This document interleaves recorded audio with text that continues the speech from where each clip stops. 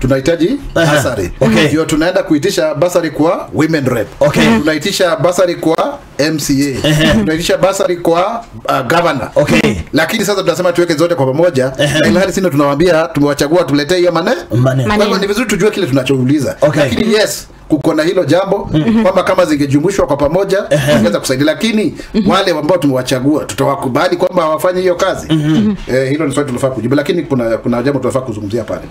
Jambo lingine ambayo nimesikia pale wanasema kwamba huyo tu wa kwanza ninamjibu kwamba wananchi wanaumia.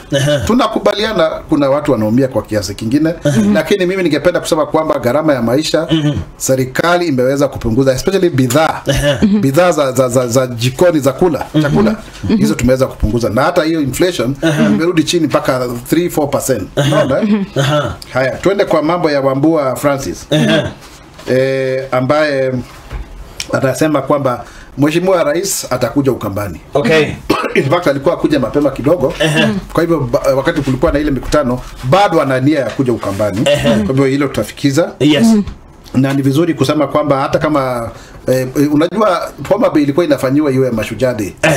Ndio ilikuwa ifanyike, lakini tutakuja sababu hatubagui. Ni wale viongozi wa Homa Bay wenyewe walikwenda kuuliza rais wakuwa haraka, na tukaenda tukahakikisha kwamba wanafanya, lakini tutakuja Kitui.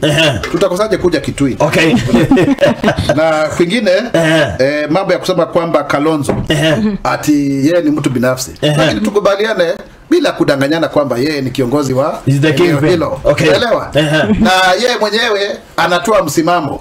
Na ndio unakuta Wiper ndio chama ambacho kina watu wale wengi. Lakini haimaanishi kwamba watu wa Ukambani, watu wa Western kwamba hawako serikalini. Na ukiniambia kwamba mnataka maendeleo lakini sio watu kwa uongozini, na sikubaliane na wewe. Kwa sababu leo hii kama kungekuwa na mtu yote ambaye ni baraza la mawaziri ambao ametoka katika eneo hili, bado watu wangekuwa wanapiga kelele. Kwa hivyo ndio wakuwe serikalini, na maendeleo ni haki ya kila Mkenya. Tuje katika mambo ya Mombasa Road. Mambo ya Konza nilikuwa nimezungumzia. Na inaendelea, tumeweka zaidi ya bilioni 100. Mombasa Road tumesikizana na kampuni ya kule Marekani zaidi ya bilioni 300, na hiyo iko katika mpango. Mheshimiwa Rais alikuwa kule Marekani wakati wa Rais Joe Biden. Tunangojea hii mambo ya Trump, sababu unajua saa nyingine sio predictable. Tuhakikishe kwamba tunafanya hiyo dualing, kwa sababu itatusaidia sana katika usafirishaji wa mambo. Tuje upande wa huyu Cosmas Mbolu. Kweli mambo ya fertilizer ambayo ilikuwa fake, na tukasema tunafanya refund.